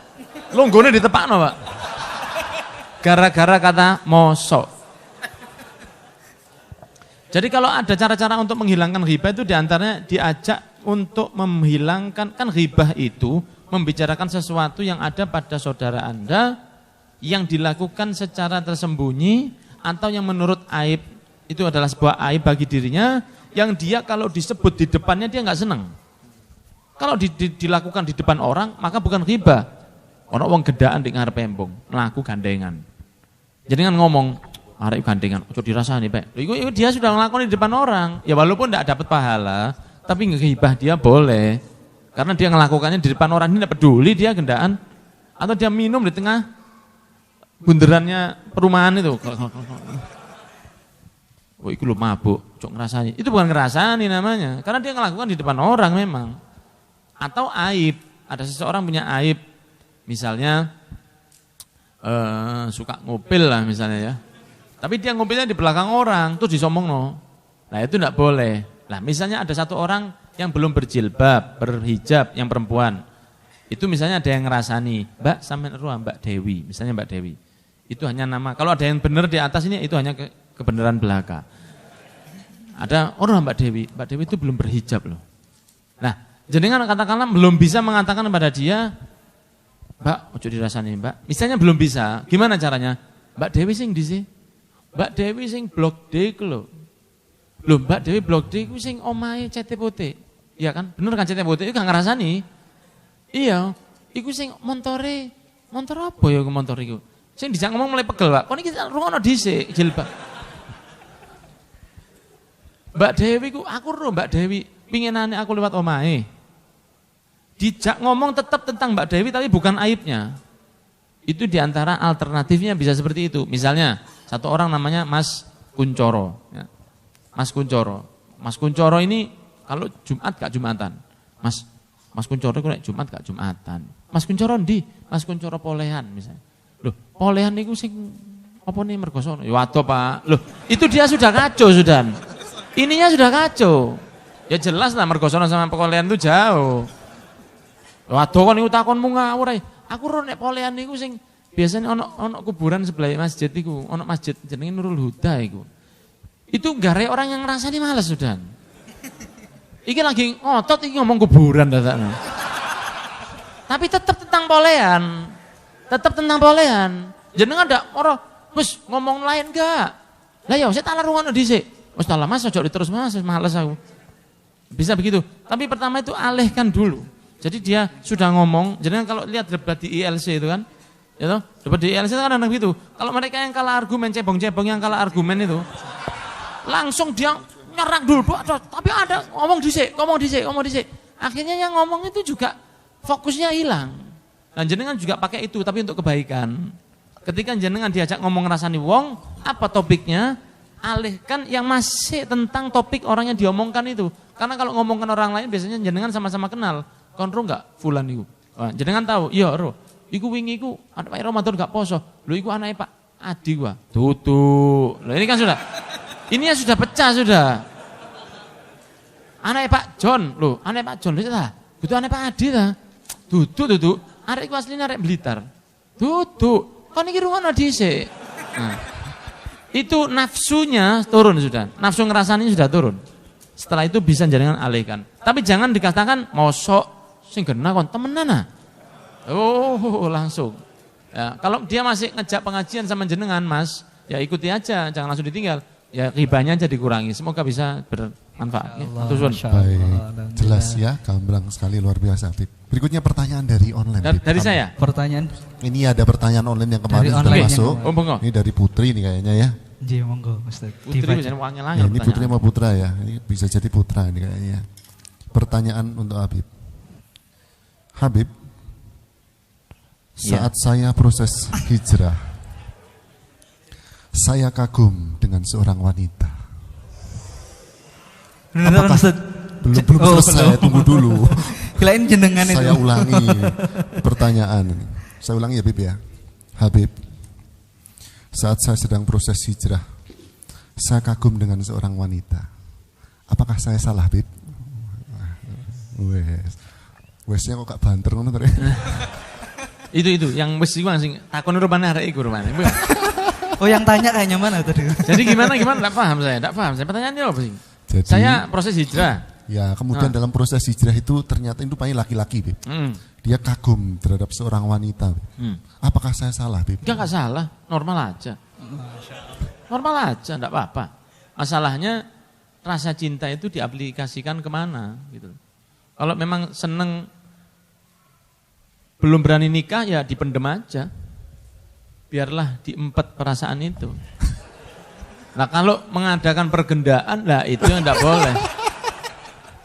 Kalau misalnya cinta itu dialihkan ke pergendaan, chattingan, goncengan, nah, itu yang enggak boleh. Kalau Anda mau menghilangkan rasa cinta itu enggak mungkin. Makanya kan ada lagu dulu. Rasa cinta pasti ada pada makhluk yang bernyawa dari dulu hingga kini. Itu lagunya ada. Memang enggak mungkin. Allah ngasih itu sama kita. Kalau jenengan senang sama perempuan, ya normal berarti bagus. Enggak masalah. Ya, kalau jenengan senang sama laki itu yang perlu kalau jenengan sama normal saja. Cuman masalahnya rasanya itu dipakai kemana? Kalau jenengan pakai untuk nikah, ya jenengan dapat pahala. Kalau dipakai untuk gendaan, ya itu mendapat dosa. Jadi ya boleh saja proses hijrah seneng ambek arek wedok. Ya langsung aja datang ngono. Labraken bapak atau dirapekno apa gak? Nah begitu. GBL gak pakai lama, langsung aja. Iya, harus jadi bonek lah sekali-sekali. Jangan Arema terus. Untuk kebaikan itu jadilah bonek. Ya bonek maju aja nggak apa-apa, ngajak orang tuanya dinikahi. Umur masih berapa? Umur saya masih 23. Alhamdulillah dulu saya nikah umur 23. Kuliah belum selesai, rapi bisa sewen. Alhamdulillah anak saya sekarang sudah 13 tahun. Alhamdulillah kalau SMP kelas 2. Jadi pola berpikirnya masih kayak konco. Anak masih seperti teman. Jangan jangan sepuh-sepuh kalau mau nikah. Kok enek wis umur 30. Lho seje ceritane, Pak. Ya. Seje ceritane. Berarti Anda membiarkan 10 tahun nafsu Anda itu gak jelas. Loh iya. Puncak-puncaknya berarti nafsu itu kan kurang indah 17 tahun ke atas itu kan. 17 tahun itu kan lagi gila-gilanya. Orang-orang di Yaman itu 18 tahun lanang sudah nikah. Nah, kalau sudah 30 sudah ya pikirannya udah beda, udah. Nafsunya udah beda. Selama 10 tahun itu dipakai kemana nafsunya kan eman. Ya dialirkan ke yang baik. Segera nikah, ojo ngenteni tuwa. Bener. Ini Dajjal udah sampai ke Panjen. Sudah mau datang Dajjal saya gurung rabi ya arek. Boleh ya yang tanya ini. Enggak tahu di mana orangnya. Masya Allah. Baik, pertanyaan kedua Bib yang online baik. Pertanyaan selanjutnya ada banyak ini Ustaz pertanyaannya. Ini Habib. Oh masih minum lagi. Habib, bagaimana cara kita merespons sekeliling kita jika mereka protes atau riweh atas hijrah kita? Biasanya kan, wah mak-mak ngono kudungnya gede-gede gitu. Atau ungkapan sok suci gitu. Masa dibalas sok najis gitu. Gitu. Sama dengan pertanyaannya Mas tadi itu ya, saya rasa ya jangan direken. Begitu. Itulah cobaan bagi orang yang hijrah, orang yang pindah, orang yang tobat, begitu. Cobaannya begitu. Nanti mau ke masjid, waduh, kemegus. Ada di gosa. Waduh, itu biasa begitu. Saya dulu pertama menggantikan ayah saya, bukan orang jauh, saudara-saudara sendiri mencibir saya. Karena mereka tahu bahwa selama ini saya bukan orang yang memang sudah besar di lingkup. Ayah saya seorang ustadz, alhamdulillah. Dakwanya Masya Allah, suka menggagalkan pembangunan gereja di tempat orang-orang muslim. Sangat memerangi misionaris, Masya Allah, luar biasa. Saya malas pengajian, terus terang aja. Saya senang basket, saya senang futsal, senang main. Makanya ketika saya gantikan ayah saya, orang-orang ini sopoi, tidak tahu, banyak yang tidak tahu saya. Tapi alhamdulillah saya pernah mondok dulu. Jadi bukan tidak mondok, pian mondok mondok. Dulunya mondok, walaupun tidak lama 3 tahun, saya mondok di Darut Tauhid sebelahnya UIN Malang. Nah mondok di situ, alhamdulillah jadi dasar agama, insya Allah sudah sedikit ada pemahaman lah. Ayah saya meninggal, saya gantikan. Itu banyak orang begini, wais karbitan.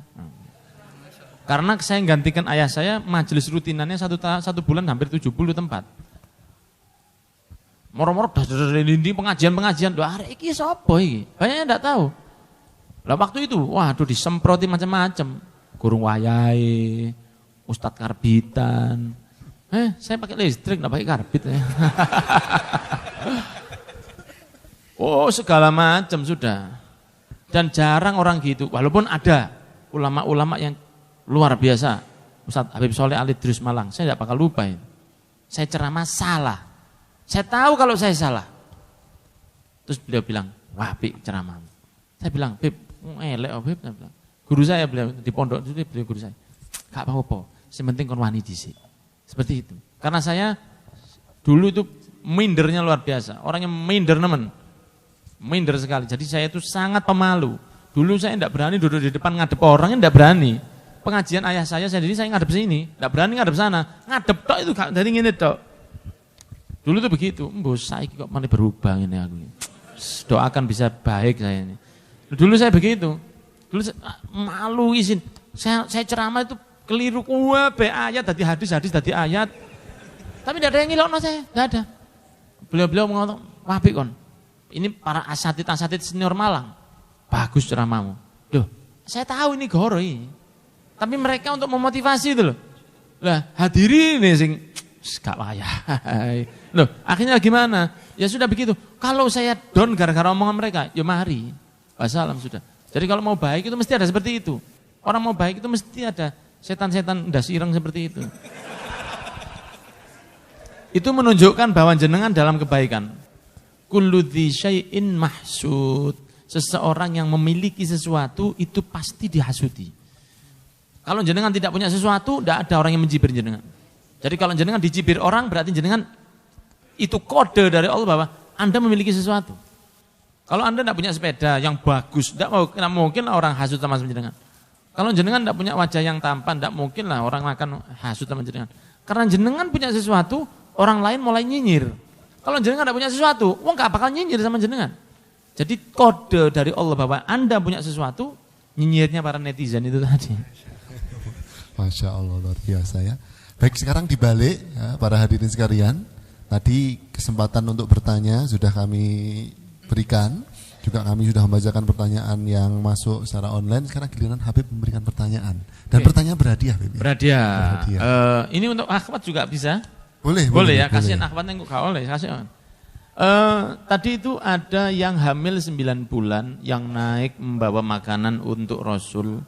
Putri dari sahabat Abu Bakar As-Siddiq. Untuk perempuan, namanya siapa? Yang perempuan. Ya, monggo silakan yang perempuan. Yang perempuan di mana nih? Di atas Habib. Oh, di atas.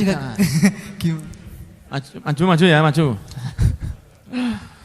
Baik, Pak.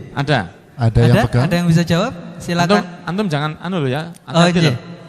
Silakan namanya. Jawabannya maksud saya. Maaf.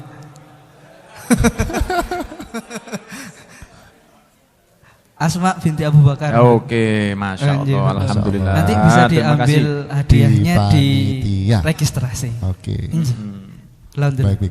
Next, selanjutnya. Ya, ada satu. Berikutnya, waktu Rasul keluar dari rumah untuk berhijrah, kan Rasul memberi tanah di atas kepala orang-orang preman-preman tadi. Apa yang dibaca ayat oleh Rasul? Sudah saya sebutkan tadi. Masya Allah. Ini untuk akhwat juga? Enggak, boleh akhwat, ikhwat juga boleh. Ikhwat. Yang putra, ada yang bisa jawab? Oh, itu. Kopi hijau. Oh, iya. Ya, ayatnya. Surat Yasin ayat awal ini. Bunyinya gimana bunyinya? Kalau cuman surat Yasin aja dapat tasnya. Ya, apa surat Yasin? Benar, surat Yasin. Jangan cari contoh. Apa, cepat. 5, 4, 3, 2, 1,5, 1, 0,5, 0,25, 0,1, les. Sayang sekali. Ganti ya. Nanti dapat air minum, nanti dapat jajan ya, dapat jajan. Dapat jajan, udah dapat jajan. Monggo, Mas. Monggo. Mbaknya enggak ada dulu, mbaknya enggak ada? Mbaknya Oh ya, mbaknya atas. ada yang bisa? Tidak ada. Ada yang bisa? Ya, Mas, monggo. Oh, nggih. Ya, salah. Oh, Ya, salah ya, mohon maaf, Pak. Ini Monggo. panitia boleh jawab. Sayang, tapi tidak apa-apa. Yang penting wani jawab. Yang penting wani dhisik. Boleh. boleh. Saya itu dulu. Boleh. Banyak panitia boleh. Ya, monggo. Boleh. Wa min khalq. Syahum la yubsirun. Amin. Masya Allah. Gitu, terima kasih nggih. Alhamdulillah. Monggo silakan masuk ke depan. Ini langsung Monggo, Habib masih maksudnya panitia nggak memberikan. apa-apa. Oh, langsung Bagus. panitia, Masya Allah. Bagus, sing jawab bagus. Surat Yasin benar. Kun fayakun juga dari surat Yasin. Hanya saja ini lebih detail sedikitnya. Semuanya yang penting wani jawab. Kalau tidak berani jawab, Ini tidak untuk- berani maju nanti. Atur sun ya, sampun cukup. Ada lagi? Barangkali ada, ini waktu maghrib kita sampai jam 6 ya, masih Jam cukup 6, panjang masih cukup ya. panjang. Barangkali kita selingin lagi dengan pertanyaan. Monggo. Putri boleh bertanya langsung. Boleh. Kalau bisa pakai tulisan lebih baik ya. Karena suaranya itu bisa membuat yang laki-laki ini kok Masya Allah. keringgingan. Monggo yang putri, semisal ada kertasnya dijatuhkan dari atas, nanti diambil. Kalau belum ada bisa saya bacakan lagi dari pertanyaan online. Nah, ya. nggih, monggo dari online aja dulu. Ini ada yang nomor 4 menarik sekali Habib. Pertanyaannya, apakah menikah bisa membantu menjaga kita agar tetap istiqomah dalam hijrah, atau sama saja bahkan lebih baik sendiri dalam taat dan memperdalam ilmu agama, atau menikah saja? Kemudian ada dalam kurungnya min, samarkan nama saya kalau pertanyaannya Ya. terpilih. Alhamdulillah, kalau menikah itu saya rasa bakal membantu ya. Tapi pernikahan itu tidak semudah membalikkan tangan. Makanya Rasulullah, kalau nurut sama Rasul itu pasti selamatnya. Rasulullah Allah Subhanahu wa taala berfirman, "Laqad kana lakum fi Rasulillahi uswatun hasanah." Sudah ada pada diri Rasul uswatun hasanah, suri tauladan yang baik. Allah juga berfirman, "Qul in kuntum tuhibbunallaha fattabi'uni yuhibbukumullah." Ya, katakan wahai Nabi Muhammad, kalau mereka cinta kepada Allah, ikutilah aku maka Allah akan cinta kepadamu. Jadi mengikuti kepada Rasul itu pasti yang terbaik. Rasul memberi kriteria dalam mencari calon istri atau calon suami. Rasulullah bersabda, "Fadfar bidzatid dini taribat yadak." Pilihlah dari sisi agama, kamu akan beruntung. Jadi kalau golek calon itu, ini kan berarti anaknya belum nikah kan? Belum. Kalau golek calon itu, Mas Rifki sudah? Belum? Belum. Dagangan nih, Bib. Dagangan nih. Masuk dagang. Kalau cari jodoh, pertama itu lihat dari agamanya dulu, aja dulu ayune dhisik. Jangan jadi pahlawan untuk menikah. Ya apa pahlawan itu? Pahlawan itu begini. Arek iki gak apik. Arek wedok iki gak apik, wis tak tulungi wis. Jangan pernah jadi pahlawan kesiangan. Itu bukan tanggung jawab Anda itu. Anda mau cari anak untuk ibu untuk anak-anak panjenengan. Lah tapi seakan loh itu Anda harus milih yang baik dulu, itu katanya Nabi. Fadfar bidzatid din taribat yadak, pilih dari sisi agamanya dulu. Kamu akan beruntung. Ketika mendapatkan seorang calon yang beragama baik, Anda tidak akan mendapatkan masalah dalam beribadah. Malah tambah enak. Selama ini mungkin jenengan sholat sendiri, sekarang ada yang jamaah. Selama ini mungkin jenengan susah tahajud, sekarang ada yang bangunkan. Karena dia suka sama agama juga. Ketika Anda puasa di bulan Ramadan, ada yang senang sama puasanya juga. Sehingga ati buko, ono sing nyiapno. Ya, kalau sekarang kan kalau masih ngekosin kan ya paling Indomie. Atau golek masjid setempat yang menyediakan makanan. Tapi kalau sudah nikah, kalau jenengan dari pertama mau nikah sudah lihat agamanya dulu, maka jenengan akan tertolong. Nah masalahnya kalau jenengan waktu mau menikah, agamanya masih kurang, delok laine, arek iki ayu tapi rada gak karu-karuan. Wis rapi sih, wis insyaallah. Oh ndak ada insyaallah dalam ini. Ojo kate insyaallah. Ini bukan pacaran, gak cocok tak pegat, gak. Ini nikah ini. Jadi kalau waktu menikah itu betul-betul lihat dulu calon jenengan ini siapa. Karena kalau dia punya pemahaman agama baik, Dia punya standarnya itu Allah dan Rasulnya. Ketika dia melihat jenengan ini ganteng gak sepiro misalnya. Tapi bojoku iki salate apik. Masih bisa ditahan sama dia. Kekurang tampanan jenengan itu bisa dilihat, diterima sama dia. Bapak masih gak ganteng. Pokoknya ambekan lah. Ya. Tapi dia sholat. Masih adem si istri. Jenengan kerja tapi belum dapat hasil banyak. Tapi jenengan punya istri tahu bahwa jenengan kerjanya halal. Istri yang ngerti agama, dia tahu lebih baik aku gak tapi cukup. Tapi si penting halal. Tapi dapat istri yang kurang masuk urusan agama. Jenengan kurang dalam agama, dalam rezeki, terus golek Mas, wis utang obang ngono lho. Itu akhirnya. Utang obang wis. Jenengan ruwet sudah. Jadi dari pertama kalau mau menikah lebih baik menikah. Jadi kalau mau menikah golek sing mulai pertama agamane apik dari pertama. Jangan jadi pahlawan. Gak apa-apa wis. Iki bojoku ki biyen ya mantan seorang yang ahli zina dulunya, tapi insyaallah jangan. Bukan tanggung jawab Anda itu.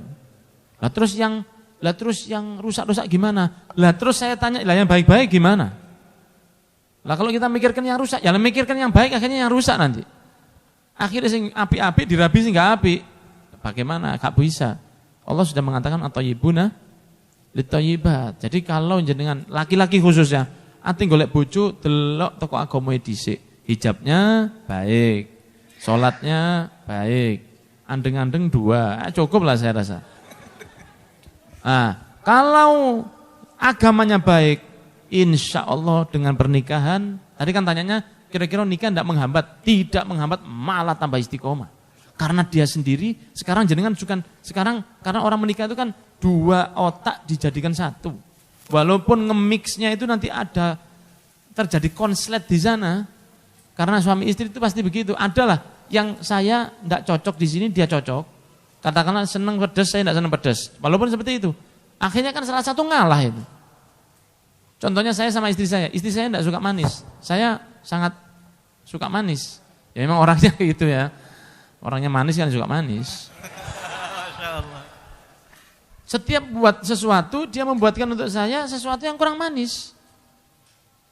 Saya sendiri, ya kadang-kadang, waduh kurang legi. Walaupun akhirnya selama-lama, alhamdulillah sekarang saya lebih suka kalau tidak manis, karena terlalu manis kan berbahaya, ya kan? Terlalu manis berbahaya. Tapi waktu pernikahan itu pasti gak legi rek. Bagi dia itu manis, bagi saya ya kurang. Ya jadi kalau saya minum, saya lihat sama istri aja, cukup itu untuk ganti manisnya gitu. Masya Allah. Loh, hal-hal seperti itu, selera gula, selera makanan, itu ada ndak cocok, itu biasa. Ojo gak cocok di selera agama. Kalau sudah ndak selera agama ndak cocok, hancur hidup kita sudah. Hancur hidupnya. Sholat harus ngetak dhisik. Dek, sholat Dek. Itu nangis jenengan kalau begitu. Nangis jenengan sudah, saya sering dicurhati. Istri saya itu ndak mau sholat. Tadi siang saya tak bukain di HP ku mang. Di HP. Wis. HP tadi siang. Iki lho, dibaca. Saya nanti biar ini loh. Ini loh. Monggo jenengan baca. Yang mana, Beb? Assalamualaikum Habib, pangapunten ganggu waktu jenengan. Ini WA istri anak screenshot. Anak disamakan sama anjing, Beb. Gimana, Beb? Ya apa ya, men? Cari bojone. Disamakan sama anjing. Belum saya buka ini, Mas Jan. Telok toko gini, Dok. Saya tahu gini, waduh. Tak delok anjene wong sing lanang rada anjene, gak tapi Ikan nyalano istrinya lah ya saya rasa ya. Anjingnya selalu setia karo anaknya digawa nang ndi. Sampean sing menungso kok gak ada perhatian belas nang anak. Nah ini enggak tahu saya. Ini yang di wallahu alam. Loh ada seperti ini. Loh ini kan kalau dari sisi agama kan enggak boleh bojone dipadakno sampai segawon ini. Bagaimana? Kalau takut agama enggak bakal berani. Karena Allah sudah berfirman, ya ayyuhalladzina amanu taqullaha wa qulu qawlan sadida yuslih lakum a'malakum yaghfir lakum dzunubakum. Katanya Allah, hei orang yang beriman, bertakwalah kepada Allah. Nek ngomong sing halus, perintah. Orang yang ngerti agama, ati ngomong anjing gak sido. Anjir, kata R dia. Sudah. Nggak mungkin dia ngomong kotor ke suaminya yang ngerti agama. Tapi kalau tidak ada dasar agama, lo ono kadang ngerti agama tapi ngono, ya berarti dia tidak masuk itu. Agama hanya di otak saja, bukan di hatinya. Jadi hati-hati ya, hati-hati benar, hati-hati. Rusak zaman seperti sekarang. Walaupun banyak akhwat-akhwat yang baik-baik. Jadi kalau jenengan tanya kesimpulan, rabi apa gak untuk meningkatkan rabi aja. Rabi, tapi rabi ini mbek sapa? Itu seperti itu. Baik. Bayangkan sebentar. Sholat 1 kali, kalau sudah punya istri, itu tingkatnya 70 kali lebih banyak pahalanya. Masya Allah. Iya, makanya Mas Rifki ini masih 1 aja Mas. Masya Allah. Kita udah 70 saatnya. Siap. Loh iya, nikah itu 70, di double 70 kali. Aku tak rabiah apa, sholatnya cek ganjarannya akeh. Baik, boleh itu. Perorangannya, bukan jamaahnya loh. Perorangannya itu langsung didobel. Jangan kelamaan. Ya, monggo. Baik. Pertanyaan selanjutnya Bib, dari akhwat ini Bib. Sebelumnya saya ngefan banget kali jenengan. Asyik.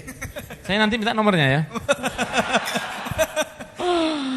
Dari atas nih Bib. Nggih. Bagaimana menata niat saat hadir di majelis ilmu? Kadang ada perasaan khodim majelis punya masalah yang pernah kita tahu. Jadi sulit sekali untuk menata niatnya Bib. Ya. Gitu Bib. Ya, saya insya Allah tahu ini. Ya apa ya? Ya itulah permasalahan kalau jadi pemimpin itu begitu. Ya. Ada Rasulullah SAW bersabda, Zurghibban tazdad hubba.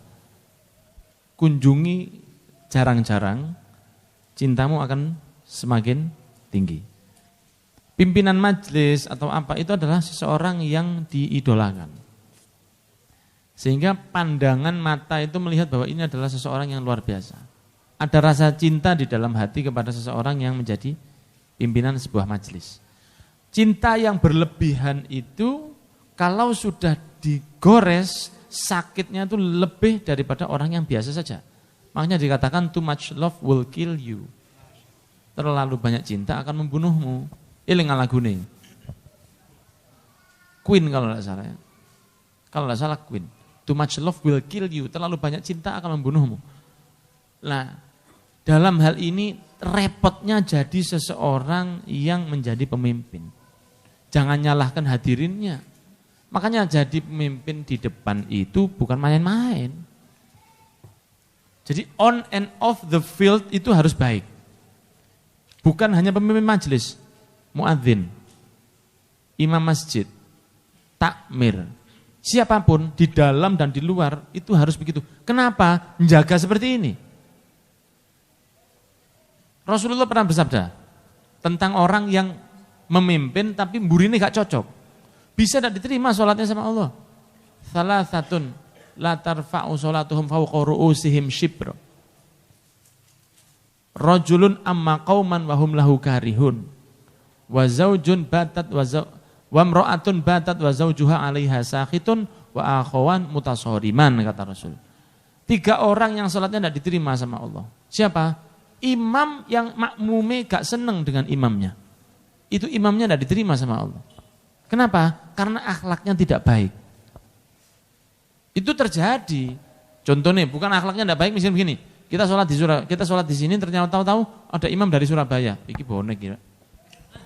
Aku gak seneng, gak diterima sholat. Ya enggak. Misalnya begini, seperti yang ditanyakan tadi, akhlaknya tidak baik.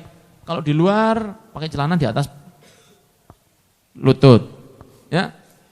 Futsal pakai celana di atas, futsalnya kan boleh. Tapi celana di atas lutut ini tidak boleh. Terus hadirinnya pegel. Setiap delok ini ilfil. Ya jangan lihat, jangan nyalahkan ke hadirinnya. Lah bagaimana noto niate? Ya niatkan untuk hal-hal yang selain kepada pemimpinnya. Kan ini kajian, tempat kajian, katakanlah satu komunitas. Lungguh di komunitas itu baik. Ya.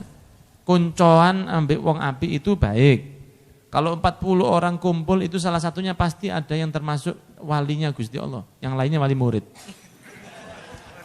Pasti ada yang baik. 40 orang muslim kumpul untuk kebaikan, pasti yang satu itu ada yang istimewa. Karena yang satu itu istimewa, yang lain insya Allah akan dijadikan istimewa oleh Allah. Di dalam perkumpulan yang baik itu ada yang namanya salaman. Ya toh, di mana salaman itu yang diisi 90 pahalanya, yang nerima 10. Di dalam kumpul seperti ini ada habsud dzunub, apa? Nahan diri dari maksiat. Jenengan di sini mulai jam berapa tadi? Mulai jam 3 katakanlah. Sekarang sebentar lagi sudah jam 6. Berarti jenengan 3 jam menahan diri tidak maksiat. Bagus berarti kan? Walaupun jenengan tidak senang sama saya. Ceramah opo irung dawa. Misalnya begitu. Misalnya. Jenengan tidak cocok sama saya, tapi jenengan dapat manfaat dari yang lain. Allah pengajian yang aku tahu kerungu misalnya. Tapi jenengan dapat manfaat apa? Iktikaf. Ya kan? Ketemu konco. Kemudian ada salam, assalamualaikum ke teman yang lain. Kemudian ada musafahah, salaman dengan yang lain. Kemudian ada habsud dzunub tadi itu. Jenengan di sini 3 jam itu lebih baik daripada jenengan di rumah. Karena di rumah mungkin akan ada sesuatu yang maksiat. Saya rasa di sini tidak mungkin lah jenengan hadir sama maksiat, ambil ngerasani wong ceramah bagi pengajian begini. Iya ingin ini. Iya. Kalau pengajian bagi ngerasani wong, saya rasa tidak ada yang seperti itu. Sehingga untuk mbaknya yang tanya ini, kalau melihat seorang pimpinan ini cocok aku iki. Enggak. Kalau lihat pimpinan yang jenengan tidak cocok, lihatlah dari hal yang lain. Apa? Masjidnya, koncone, kumpule, komunitasnya. Orang yang hadir pengajian itu kan sama Allah sudah di dalam Bukhari dan Muslim. Orang yang kumpul itu pulang, diampuni dosanya sama Allah. Jadi banyak alternatif yang lain. Kalau tidak cocok dari satu, dari pemimpinnya, lihat dari yang lain. Karena masih banyak yang istimewa dari sebuah kajian tersebut. Gak cocok sama ustadznya, sama yang lain. Apa? Kumpul barenge. Ini ada kumpul bareng seperti ini, mulai hati ini ada adem di dalam hati. Bukan hanya dari ceramahnya, karena kumpulnya ini. Wong kang soleh, kumpulono. Kenapa? Karena konco-konco yang senang pengajian berarti insya Allah orang-orangnya soleh. Kumpul tok, lungguh tok, mbek wong konco sing soleh, lungguh tok, itu nular, Pak. Sebagaimana kita nular dengan orang yang juga tidak baik. Jadi banyak. Saya usulkan ke mbak yang tanya ini, tetaplah datang kajian tersebut untuk mendapatkan manfaat dari Allah, walaupun gak cocok kepada pemimpinnya. Ada satu kejadian sebelum kita tutup, ini terakhir mungkin ya, terakhir. Ada satu kejadian, satu orang bilang, wong nek kumpul mbek wong, iku suwe nular, apik nular, elek nular. Apa mana nek kumpulin 40 hari, kumpulnya 40 hari nular. Ini kejadian di daerah Yaman. Satu orang bilang gak mungkin, akhirnya dia kumpul. Dicoba sama dia, aku tak bendino paling enggak ya kurang lebih 1 jam duduk dengan sapi setiap hari. Tak coba, kira-kira aku ngomongku berubah dari ngomongi sapi apa enggak. Duduk dia 1 jam besok sampai 40 hari. 40 hari dia datang ke orang yang ngomong, iki lho aku, berubah rupaku. Rupa saya berubah enggak? Omongan saya berubah enggak? Meneng deh. Dinteni, pasti orang yang berubah cara sih ngomongin, pasti orang yang berubah. Kemudian di Yaman itu jarang nyamuk, tapi laler banyak. Ada laler yang lewat di depannya, dia gelengnya gini. Dia geleng gini. Loh, iki jan. Sapi itu nek ana laler, dia geleng kepala. Kalau manusia pakai tangan. Loh, masa sih? Loh iya. Kon wis katut kon.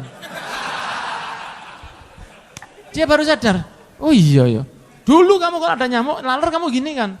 Kalau sapi kan enggak mungkin, gini kan enggak mungkin. Kalau manusia ada lalat, dia mungkin begini standarnya. Kon saiki kon geleng kepalamu, ketularan Pak.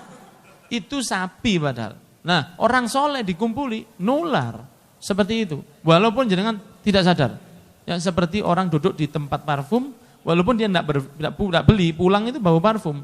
Atau orang yang duduk di tempat pandai besi, dia pulang, gak melok obong-obong, bajunya bau asap. Nah, seperti itu. Jadi koncoan dengan orang baik itu baik. Jadi jangan lihat dari itunya. Istiqomahkan aja supaya tetap dapat manfaat. Ngapunten ingkang kadang ya.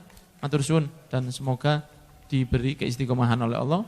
Matur suwun kepada seluruh anggota dari Yayasan Permata Jingga yang sangat istimewa dari Masjid Cahaya Ning Ati. Semoga masjid ini bisa diberkahi oleh Allah. Mas-masnya yang di luar, assalamualaikum. Mohon barokah doa dulu. Ya wis sip, mbak-mbaknya yang di atas, nggih. Mohon barokah doa dulu. Doanya jenengan aja. Loh panjenengan, Bib. Saya jenengan mawon pun. Nggih. Sama. Monggo. Saestu, Bib, saestu. Pak Anu, sesepuh-sesepuhnya, yang sesepuhnya. Monggo. Bapak Takmir atau siapa? Monggo. Doanya orang tua itu insya Allah lebih dikabulkan. Karena mereka beribadah lebih banyak dari kita. Oh iya, matur suwun, nggih ngapunten ingkang kathah dan semoga kita bisa berjumpa di kesempatan yang lebih baik. Semoga ndang berangkat umroh haji kabeh ya. Amin. Semoga bisa segera nikah yang belum nikah. Amin. Semoga yang bermasalah dengan rizkinya diberi barokah oleh Allah. Amin. Dan kita diberikan yang belum punya anak diberikan anak oleh Allah dengan selamat dan dijadikan kita selamat di dunia wal akhirah. Matur suwun, amin ya rabbal alamin. Baik, jamaah sekalian yang kami muliakan, tuntas sudah acara kajian bersama dengan Habib Anis pada kesempatan sore hari ini dan kita sudah memasuki waktu menjelang sholat maghrib. Insya Allah nanti akan kita sambung bersama dengan sholat maghrib berjamaah. Untuk mengakhiri acara pada kesempatan sore hari ini, kita akhiri saja bersama langsung ya Mas Rifki ya dengan Doa ucapan kafaratul majlis. hamdalah dan doa kafaratul majelis. Alhamdulillahirabbil alamin. Subhanakallahumma wa bihamdika asyhadu an la ilaha illa anta astaghfiruka wa atubu ilaik.